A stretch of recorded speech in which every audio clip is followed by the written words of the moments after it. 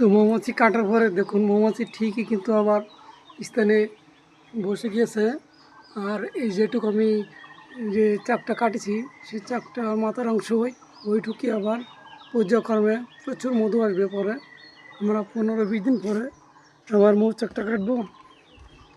এই আমাদের যে মশালাই এই যেটুক ফেলে দিছি এটা আছে মানে অবশিষ্ট ফুলের পরাগ, যেহেতু ওতে মধু নাই। এই যে মৌমাছি বিভিন্ন থাকে আছে। এই যে তোরা আর একটু পরেই চাকে বসবে। এই মৌমাছি প্রচুর উঠতেছে, যেহেতু আমি চাকে হাত দেওয়ার পরে তারা বিভিন্ন জায়গায় উড়ে গেছিল।